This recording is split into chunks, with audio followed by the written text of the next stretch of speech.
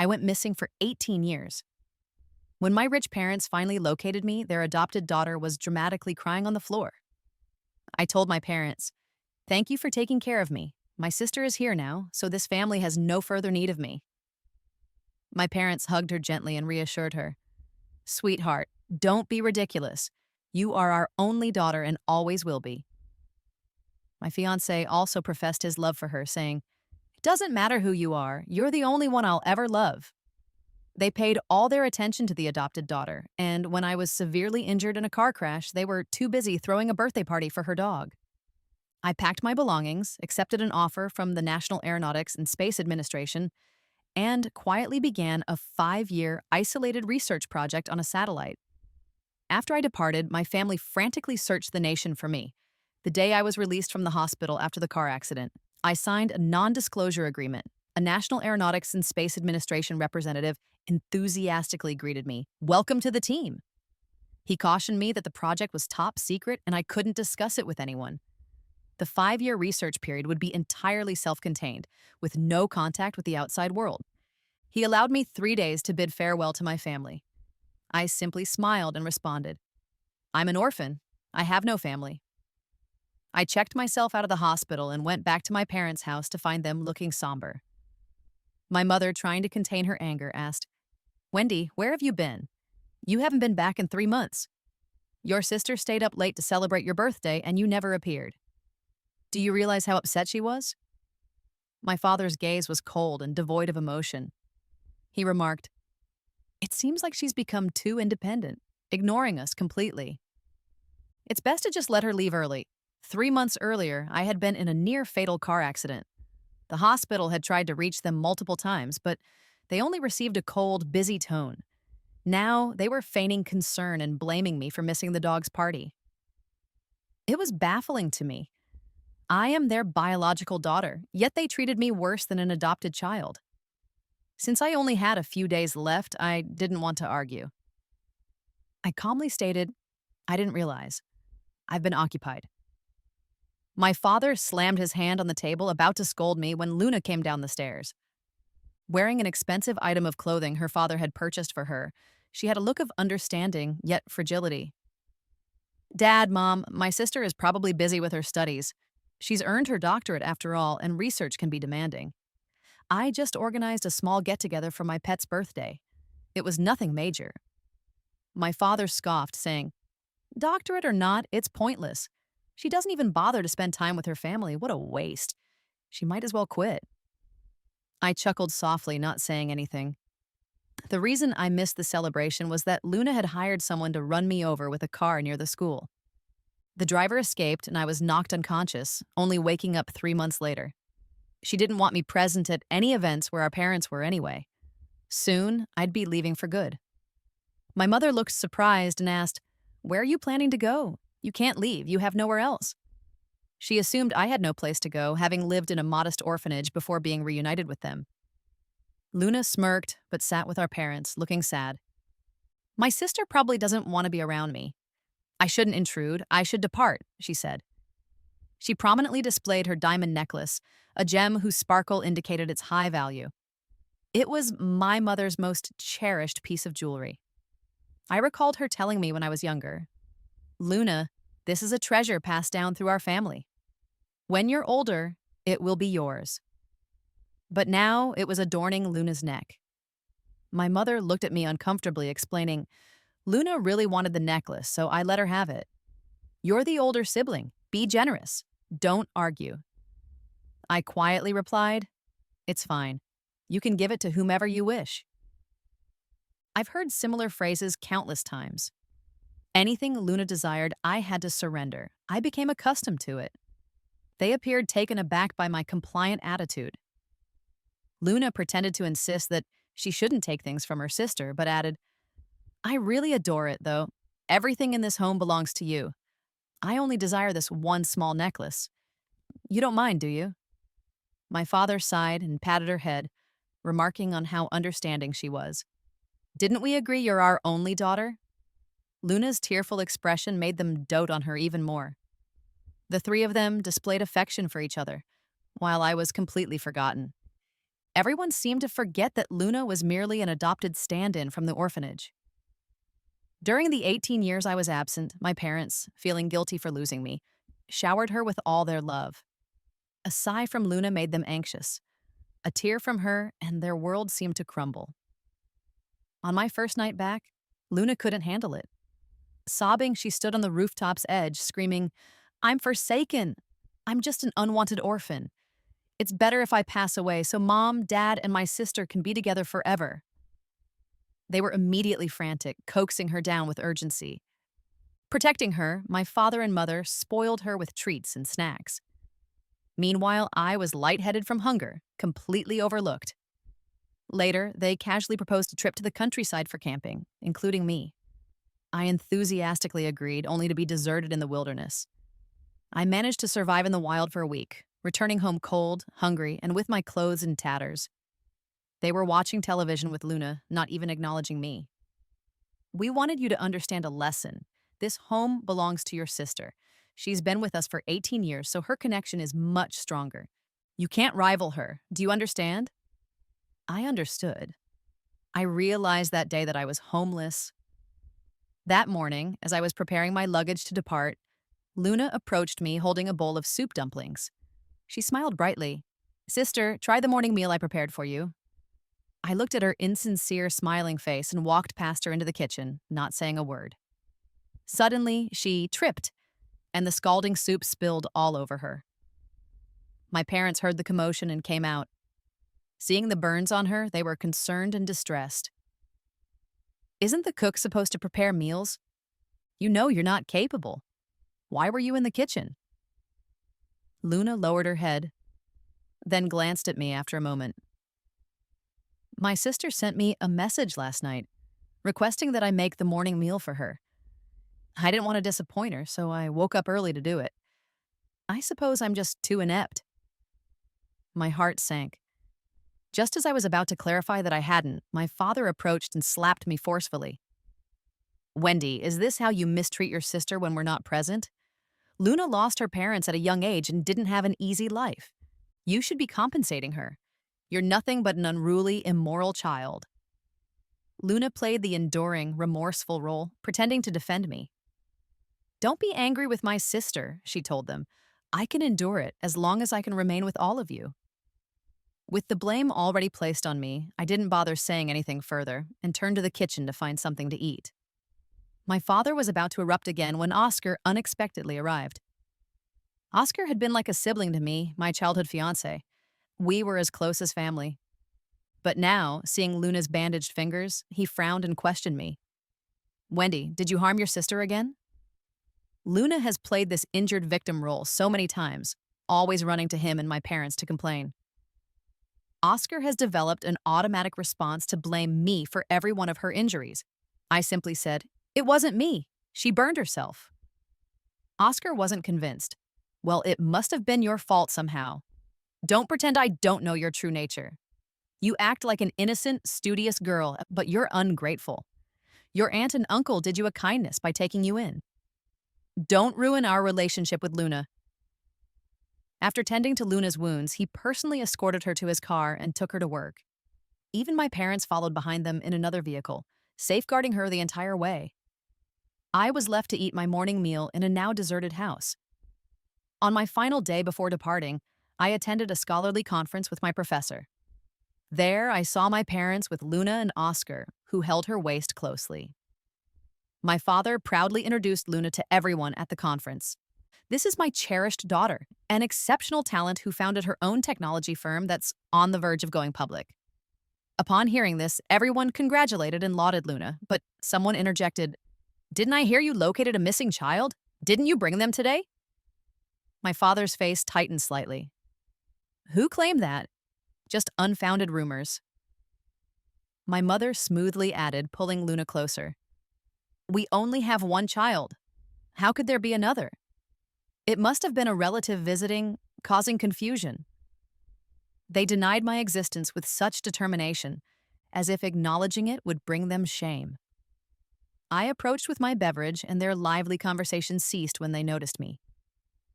Luna feigned surprise. "Sister, what are you doing here? Today's conference requires an invitation. Did you steal an invitation card? She lowered her voice, acting as if it were mortifying. My mother looked awkwardly at me but couldn't justify lying. Wendy, don't cause a disturbance. We brought Luna here for professional reasons. Her company needs to secure a patent. Seeing my professor behind me, her eyes brightened. Professor, we're interested in your university's recent aerospace patent. Could it be utilized for our daughter's firm? My professor glanced at me. Wendy is the patent's creator. You'd require her consent. Luna's eyes flashed with irritation before concealing it. Oh, no. My sister dislikes me. She'd never grant it to me. My father's eyebrows furrowed. He pulled me aside. Wendy, change the patent inventor to Luna. You've never given her anything pleasant. She requires this. It's squandered on you. You don't know how to utilize it. I almost laughed in disbelief. How is this not blatant theft? I didn't even hesitate before saying, pay for it if you desire it. I'm not relinquishing it for free. My father pointed at me, speechless with fury. My mother's eyes were filled with letdown. Wendy, we're family. Why treat your sister this way? You snuck into this gathering to compel us into recognizing you, didn't you? I'll formally make you our daughter if you grant her the patent. I never imagined they could be so vile. With a slight smirk, I responded, what makes you believe I desire to be a part of your family? Without affording them another opportunity to speak, I turned and departed. Outside the conference, I noticed a shop window exhibiting a massive teddy bear. It reminded me of my childhood. I thought these were adorable and pleaded with my father to purchase one for me. Back then, my father would hoist me high above his head, noticing my adoration and say with a chuckle, if Wendy desires it, Daddy will acquire 100 of them for you. At that time, I believed my father loved me most in the world, and that would never alter. I was merely absent for 18 years, but in no time, the family who once cherished me had all been captivated by an adopted daughter. I wasn't pleased about it, but I had to acknowledge it. Luna was following closely behind me. Noticing my gaze lingering on a store, she deliberately sighed at the toys in the window display. Those dolls are truly exquisite. I hope I receive something similar for my birthday. My father didn't even pause to consider. He immediately retrieved his phone to call his assistant. Wrap up everything in that store for Luna and deliver it to the house. Luna pretended to be uncertain. Wouldn't purchasing it all be a bit excessive? My father patted her head. Not at all. As long as you appreciate it, it's all yours. No need to await your birthday. I'll obtain it for you immediately. Luna instantly beamed and expressed her gratitude to my father. Oscar assisted my mother from behind me and shot me a disapproving look. What are you observing? You don't believe your uncle would purchase something for you, do you? Cease dreaming. You've never been a part of our family, and you can never supplant him. Luna is unique to us. They drove away in their personal car, leaving me alone by the venue's entrance. The chilly wind was harsh. I drew my coat tighter and hailed a taxi home. All my possessions were tossed outside, scattered haphazardly like refuse by the door. The housekeeper apologized. The master and madam instructed that you should depart and never return. I didn't rush in to interrogate them. I simply gathered my belongings and departed quietly. Later that night, I boarded an aircraft to a confidential research facility of the National Aeronautics and Space Administration. Before I departed, I sent a text message to everyone from Wendy. I willingly sever ties with the Brown family. I will not be in contact again. Shortly after I sent it and was about to power off my phone, I received a reply. Luna sent me a personal message. Sister, Mom and Dad are aware of your departure. They wish to convey something to you. She followed up with a video. I clicked it and saw Luna filming with her phone.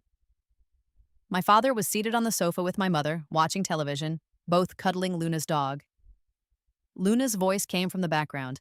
Mom, Dad, Sister mentioned she's leaving this family permanently. What are your thoughts? My father chuckled dismissively. That's excellent. No one will pester us any longer. Encountering her was always irritating. Dad? My mother glanced at him, slightly reproachful, but didn't contradict. Let her endure some hardship. That way, she'll comprehend how fortunate she was at home. She's so oblivious. Oscar entered with fruit from the kitchen, noticed Luna with the phone, and grinned. He entered the frame with a smile that had never graced me. He inquired, "Hey, darling, what are you recording? Do I appear attractive today?" The video concluded, and Luna sent a subsequent message. "Observe, no one here cares about you. Get a hint and depart. Never entertain the notion of usurping my position." Her words were practically dripping with malice. After viewing, I didn't reply. I simply extracted my SIM card and discarded it down the toilet. Once I arrived at the research facility, I immersed myself in work with my peers, blocking out the external world. Our communication devices were confiscated, and we weren't permitted to leave, but I relished the tranquility, having no one around to bother me. Colleagues would complain about missing family, but I couldn't empathize. I quietly envisioned my life post-research. In my future, there was no room for my parents or Luna. During the initial week after my departure, no one from the Brown family contacted me. Mom, Dad, and their adopted daughter were preoccupied with their idyllic family existence. They took Oscar to acquire a new family portrait with Mom in traditional attire and Dad in a formal suit. Luna and Oscar stood behind them, resembling the epitome of family harmony. Even Luna's dog was in the photograph, but I wasn't. My mother, who seldom posted on social media, surprisingly shared this family photograph captioned, "Having all of you in my existence is joy." It garnered hundreds of likes from acquaintances and relatives, and she grinned broadly, completely engrossed in her elation. But I, who was always the first to respond, didn't react to this post at all, remaining utterly silent like the deceased. After 3 days, her smile began to wane, and she closed her phone with some uncertainty. She murmured, "Ungrateful offspring. Mom seldom posts and not a whisper of concern from you."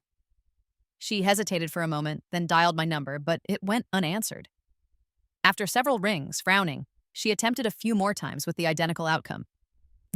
Clutching the phone, she approached my father and stated, "Perhaps we should reach out to Wendy. She's been absent for too many days without any communication, and her phone is inaccessible.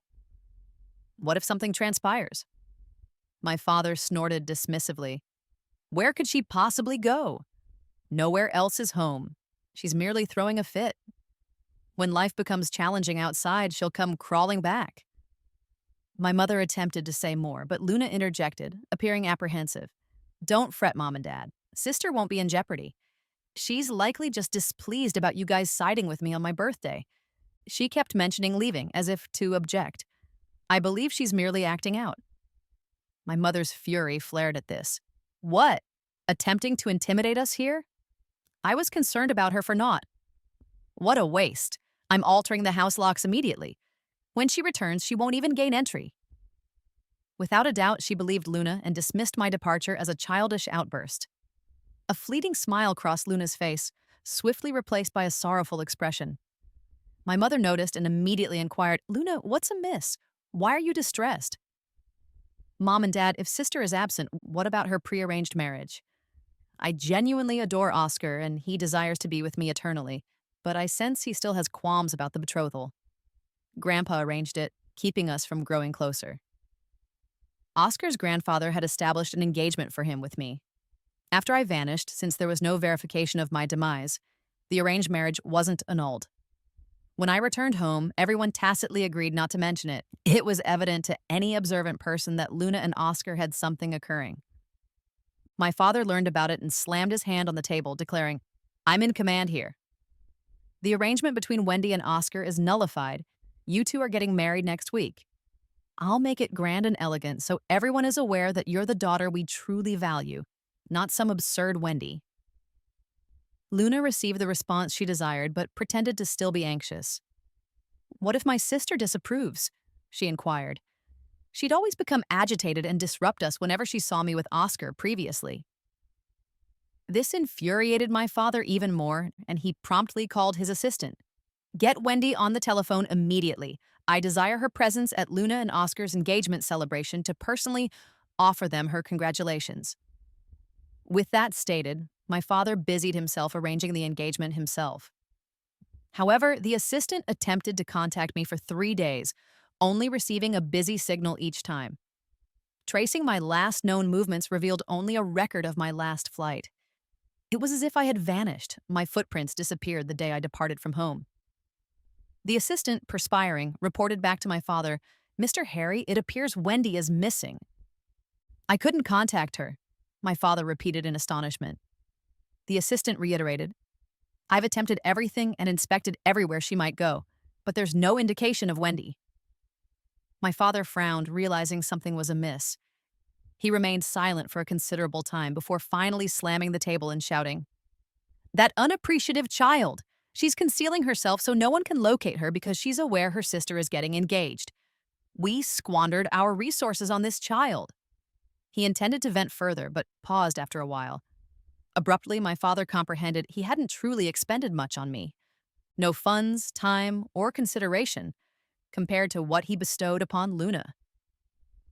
In the Brown family, I barely subsisted in the shadows, unacknowledged. He was at a loss for words. The assistant interjected, "Mr. Harry, perhaps you could remit her some money. She might return upon receiving the cash." My father pondered for a moment and then stated, "All right, remit her 500,000. The assistant hesitated. "That's excessive. Wendy's typically impoverished. Even 10,000 or 20,000 would be adequate for her." My father was astonished and inquired, "What do you imply? Didn't you remit her any stipend?" When the assistant stated no, my father furrowed his brows. He presumed I received funds, since Luna consistently did, and he never fretted about these matters. How was she subsisting without money? She depended on her doctoral stipend and some scholarships. My father remained silent, then dismissed the assistant. That evening, when he returned home from work, the family convened for dinner. Luna showcased her culinary skills by serving dumplings once more, and she casually mentioned me. The last occasion I prepared dumplings was for my sister, but she slapped them onto the floor. I swathed my hand in heavy bandages. It hasn't recuperated yet. Typically, my father consistently supported Luna, but now it was strange to hear him defend me. "Perhaps your sister didn't intend it. She might have inadvertently bumped into you." Luna paused, appearing wounded. "So you're insinuating I did it deliberately?" My father swiftly backtracked. "Of course not, darling. I invariably believe in you." The ambience around the table abruptly shifted. Luna inquired nonchalantly, "Have you discovered any indication of my sister?" With my father's denial, my mother appeared perturbed. She tugged on my father's arm and proposed, "Should we inquire at Wendy's educational institution? Conceivably, her peers are aware of her whereabouts." This time, my father concurred without hesitation. The subsequent day, they visited the institution where I was pursuing my doctorate. They knocked on my advisor's office door. My father wasted no time inquiring, "Where is Wendy?" The advisor, astonished they'd appear, lifted his head from a document to respond, "I'm unaware." My mother was apprehensive. "How could you not be? You're her advisor. Isn't she one of your pupils?" Luna was also present, idly toying with her phone on the office sofa. She interjected, "Did she abscond because she couldn't graduate? I've heard of pupils attempting to extort their advisors by vanishing." The advisor shook his head, refuting instantly. "Wendy's scholarly performance is exceptional. If she can't graduate, no one can." Perplexed, my father inquired, "Then why did she abscond without a trace? Isn't she still enrolled?" Seemingly irritated, the advisor stated, "Wendy has already obtained her doctorate. Aren't you her family? How come you were uninformed? Her destination after graduation is her decision. If she didn't inform you, there's no way for me to ascertain." My parents fell silent. Luna twisted a button on her sleeve, her mind elsewhere. Back home, my parents commenced utilizing their connections to search for me nationwide. They concocted a tale, alleging they desired to bring me home for an ancestral ritual, since they'd never formally inducted me into the family. Luna was distressed, trailing after my parents, insisting, "I'm your daughter as well. I can substitute for my sister and join the family. Once I'm acknowledged, I can assume control of the Brown family enterprise." As of now, Luna only possessed ownership of a technology firm, established by my father. The majority of the Brown family's assets hadn't been transferred to her name yet, so she felt somewhat apprehensive when she learned about it. Her father gazed at her, scrutinizing her, and abruptly spoke, "I haven't even resigned yet, and you're already maneuvering for the family inheritance." Although Luna swiftly denied it, it sowed a seed of skepticism in her father's mind. My parents finally recalled something positive about me. Ever since I was brought back to the Brown family, I have never lusted after their wealth or assets, nor have I ever made any stipulations. Luna, feeling marginalized, became a bit more astute. She didn't dare remain idle and volunteered to assist in locating me. She departed the house early each day and didn't return until late. My mother was moved by this. She pondered perhaps Luna's prior scheming was merely an illusion, and maybe Luna was still a virtuous child. However, when she went to deliver Luna some sustenance, she inadvertently uncovered the truth. Luna had her office door wide open, conversing carelessly with her closest companion. My parents still believe. Wendy simply opted not to return on her own volition. It's comical. They'll believe anything I assert and can't fathom their daughter was struck and ended up in the infirmary. You should have struck harder, perhaps a fractured bone, so she'd be incapacitated for 3 months. It's all because Wendy consistently acts so superior, yet she can't relinquish mom and dad. I had to employ some stratagems to drive a wedge between them. My mother stood there, ashen-faced, listening to Luna delineate in a derisive tone all her past ruses and fabrications against me. Ultimately, she couldn't restrain herself any longer, stormed in, and hurled the food container at her. She pointed at the shrieking Luna, employing the most severe tone. "Luna, you actually harmed my daughter. Has your conscience been devoured by canines?" Luna never anticipated her machinations would be exposed in this manner and turned pallid with dread immediately. "Mom, I didn't intend to injure Wendy. I merely felt insecure. Please pardon me this time. I pledge to coexist harmoniously with Wendy and never frame her again." My mother glanced at her with scorn and icily refused. "Back when your sister returned, you implored us the same way. I won't succumb to the same deception twice." My mother recounted everything to my father, and he was profoundly astounded. He nearly suffered a cardiac arrest from the fury. Regardless of how Luna pleaded, they expelled her from the house without a trace of compassion. My mother had all of Luna's possessions discarded outside like refuse, accumulating them in a large pile, and all the opulent goods procured for her over the years with the family's funds were impounded. Luna clung to her costly jewelry, unwilling to relinquish it. "These items are mine as well. Why can't I possess them?" My mother scoffed. "Who asserted they're yours? If not for your presence, these items would have belonged to your sister. You stated I was your genuine daughter and you'd procure me anything I desired. I treated you as kin, and now you're expelling me. Where am I supposed to go?" "Mom, permit me to remain, even if it's in the most diminutive room. I vow to comport myself appropriately." Luna wept and enacted her most poignant performance, but my mother was unmoved. "As for your technology firm, we will retract all of our investments. There will be no backing, and marital alliances are out of the question as well." She slammed the door, disregarding Luna's pounding and wails from outside. As she entered the villa, she abruptly turned towards the location where I used to reside. Observing the impoverished living conditions, almost resembling those of a servant's quarters, her tears streamed. "Wendy, my offspring, how did you subsist in such adversity? It's us who didn't treat you equitably." Up until now, she seemed to commence regretting all the years they were severe with me, one by one returning to haunt her, causing her to weep even more intensely. "We, your parents, finally comprehended our transgression. We will exert every effort to atone for it, but where on earth did you go? How come you departed without a word? Please transmit us a message to inform us you're alive." The small chamber was vacant, with no indication of my having ever been there. She collapsed onto my bed, touching the sole bedsheet bearing my scent, sobbing uncontrollably. Regrettably, just like when I vanished as a child without a trace, I disappeared cleanly now as well, leaving them incapable of locating me, regardless of how diligently they endeavored. By the time my secluded research concluded, 5 years had elapsed. I packed my belongings, boarded an aircraft, and flew to a different city for a new line of inquiry.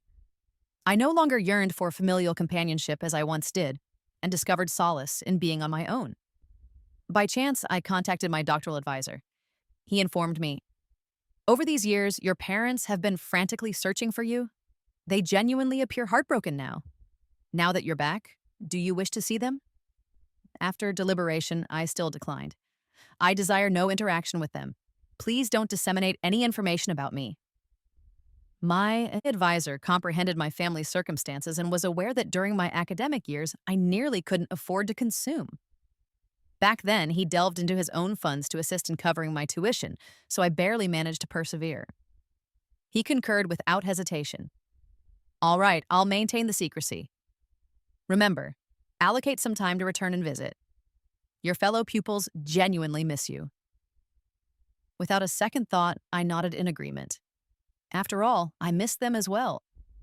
However, when I returned to the city where I pursued my doctorate immediately after landing, my parents intercepted me at the airport. They somehow ascertained my flight particulars and cornered me there.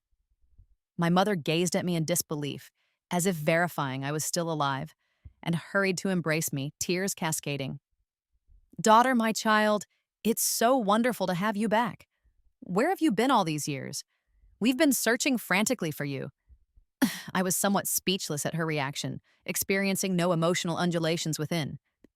I merely pushed my mother away, not intending to cooperate with their sentimental reunion. Now I'm your daughter. When you expelled me back then, you certainly didn't pause.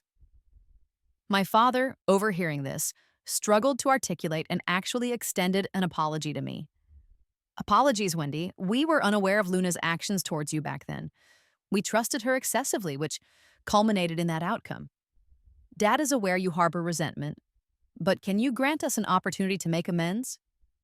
Anything you desire, Dad will procure it for you. The family's enterprise and all the wealth will be yours. I shook my head.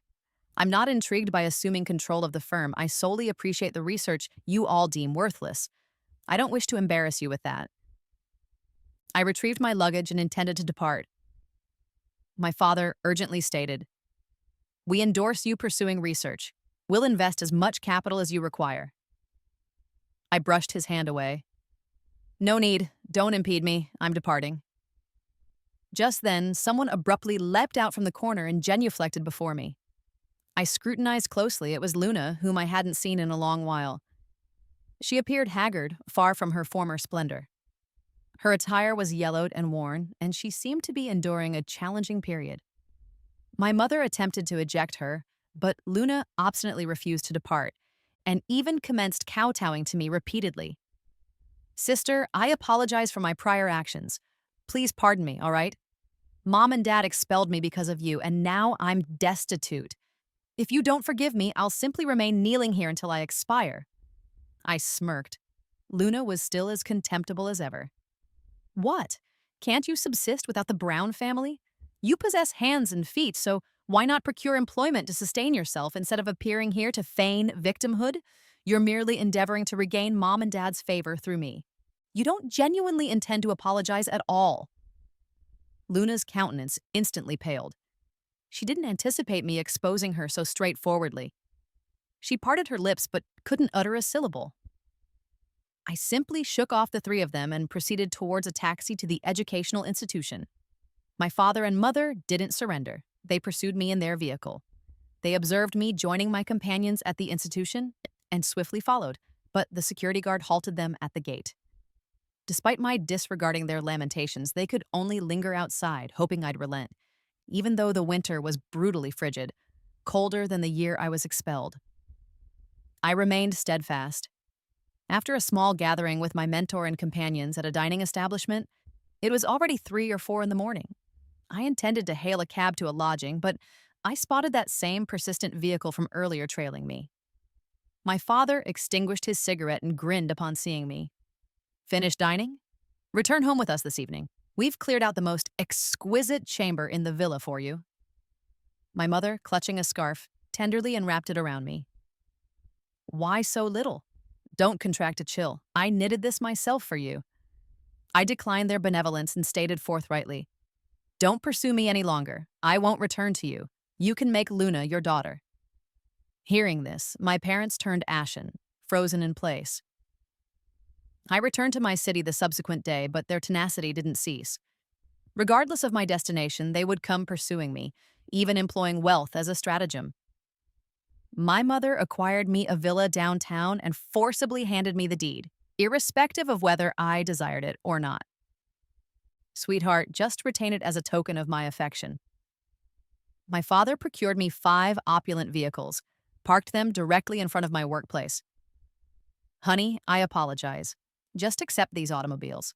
Operate a different one each day if you prefer. As for Luna, who became excessively troublesome, they dispatched her to a psychiatric facility. I've heard she's enduring a challenging time there, undergoing daily shock therapy. After failing to elude them, I resolved to cease struggling altogether. Time elapsed, and I encountered a splendid gentleman. We decided to commence a family. On our nuptial day, I didn't invite my parents. They probably didn't dare to attend, observing from a distance instead.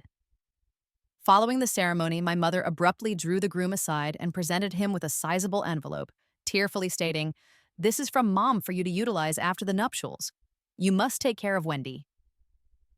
My husband was perplexed since I had informed him I was an orphan. "Who is she?" I calmly replied, "I'm unaware, some arbitrary lady who must have meandered in by happenstance." Then I returned the envelope to my mother and departed with my husband. 2 years later, I bore our first offspring. One day, my husband was pushing the stroller for a sunlit stroll downstairs, but he hurried back home appearing somewhat perturbed. "Wendy, there's a peculiar individual in the vicinity who persists in trailing me and the infant whenever we go for a walk. They're present, asserting they're the grandparents and desire to hold their grandchild. They even thrust this item at me, and it's a longevity lock crafted from gold."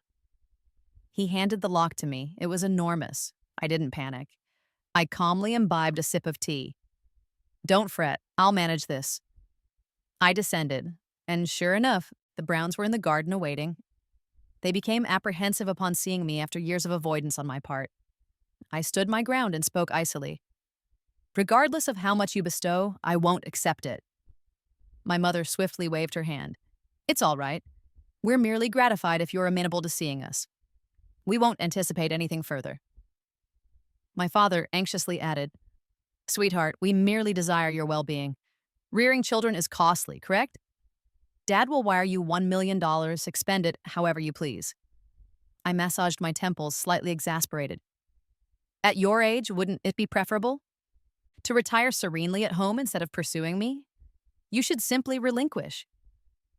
They both stated in unison, "No way, we'll persist in endeavoring until you pardon us." Seriously, sufficient is sufficient. I turned and sprinted away.